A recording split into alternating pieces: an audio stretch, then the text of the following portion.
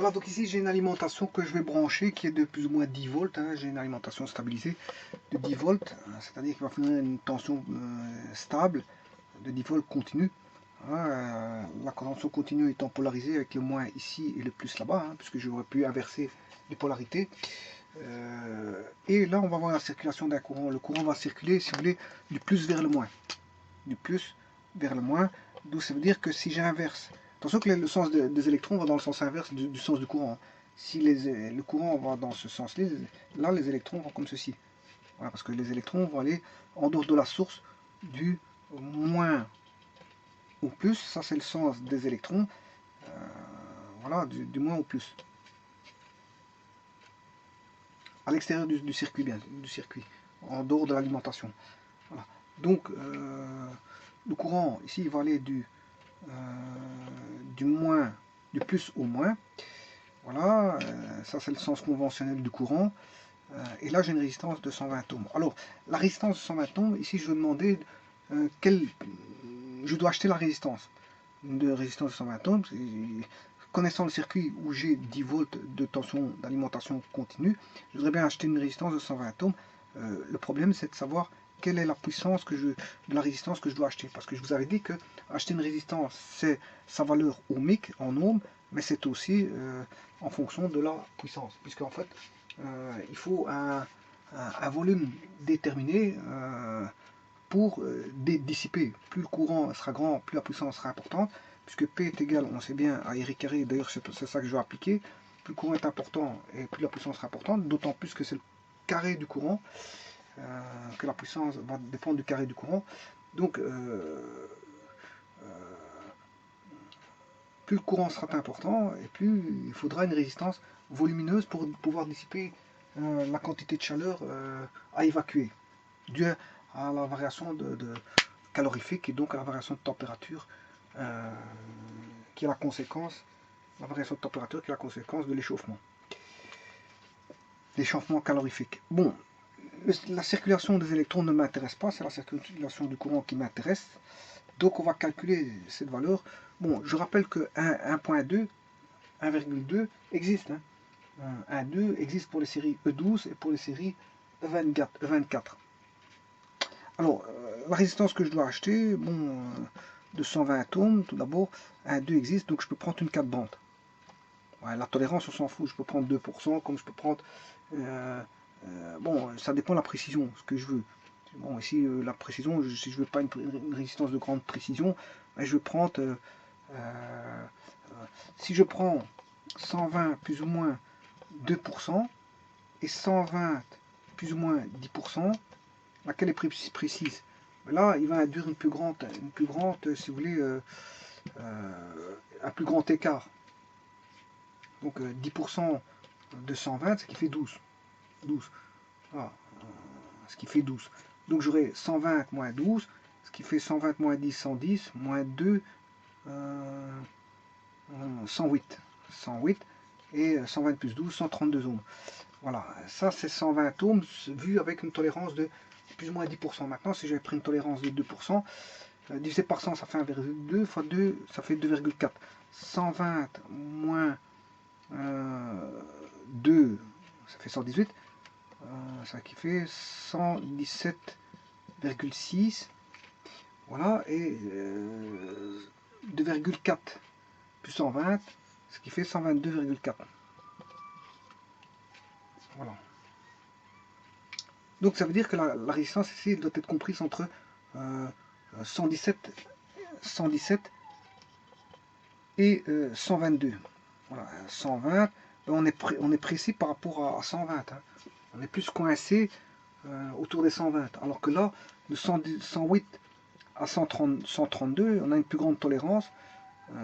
Bon, 108 il est là, 132 il est là, et 120 il est là. Bon, on a la tolérance, la tolérance est plus grande ici.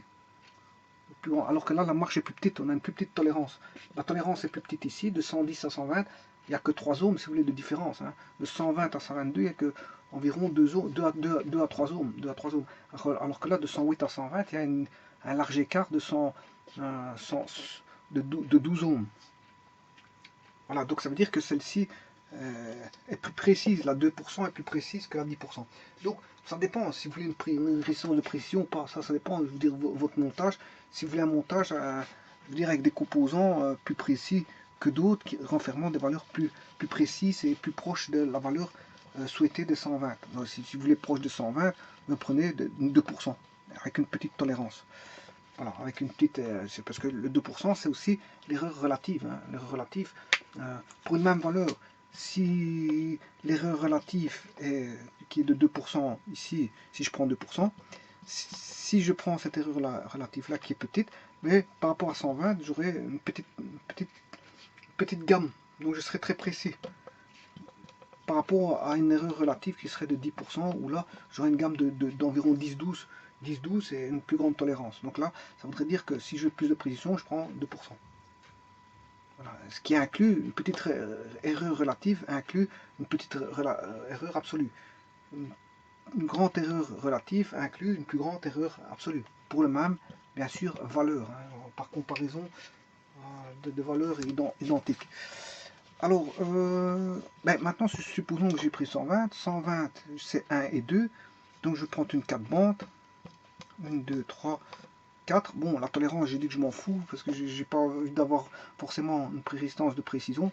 Allez, je prends du 5%. 5%, c'est de l'or. 5%, j'ai une tolérance de 5%. Bon, c'est pas 1%. C'est pas fort précis comme 1%. C'est pas précis comme 2%. Mais c'est déjà plus précis que 10%. Ouais, donc j'ai pris 5%. Alors, le 120, il me faut un 1 ici, un 2 et un 10 exposant 1. 10 exposant 1, ça fait 10, fois 2, ça fait 120. Bon, pour avoir le 1, le 0 c'est le noir, donc c'est du brun. C'est du brun, je vais avoir du brun. Parce que le 0 c'est du noir, le 1 c'est du brun, et le rouge c'est du 2. Donc j'aurai du rouge ici, et 10 exposant 1, mais de nouveau je retrouve le 1 ici, l'exposant qui est 1, qui est du brun. Donc j'aurai brun, rouge, brun, avec de l'or. Voilà. Ouais, mais ça c'est une chose. Voilà, ça c'est là. J'achète une résistance qui aura du brun, rouge, brun, or. Vous ne devez pas vous savoir ça, hein. C'est juste le magasinier qui doit savoir ça, parce que vous lui demandez une résistance de 120 ohms à 5%, il va vous la donner, parce qu'il sait bien que c'est brun, rouge, brun, or. Alors maintenant, le problème c'est pas ça. Il faut la puissance en plus, parce que est-ce que c'est une petite résistance en volume ou un plus grand résistance dissipatif en volume? Voilà, et c'est là qu'il faut calculer ça. Voilà, sachant qu'il existe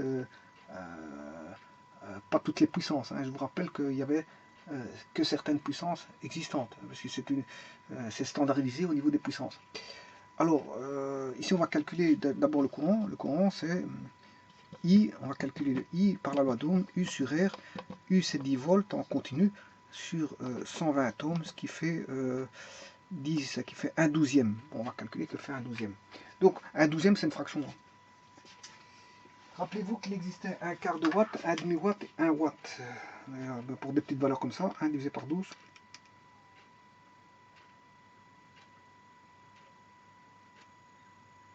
Hmm.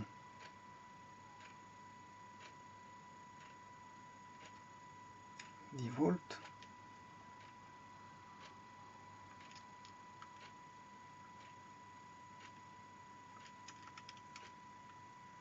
Voilà, 10 volts divisé par 120 ohms, ça fait 0,083.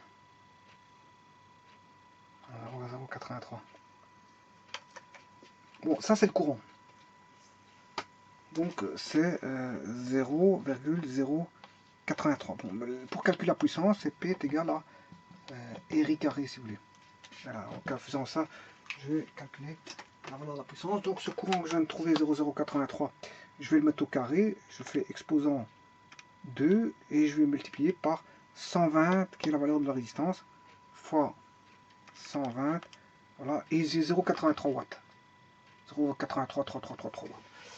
Voilà, donc il suffit juste de mettre le courant ici, 0,083 ampères, vous avez trouvé, le mettre au carré et bien sûr multiplier par la résistance qui vaut 120 ohms, et là on a 0,83.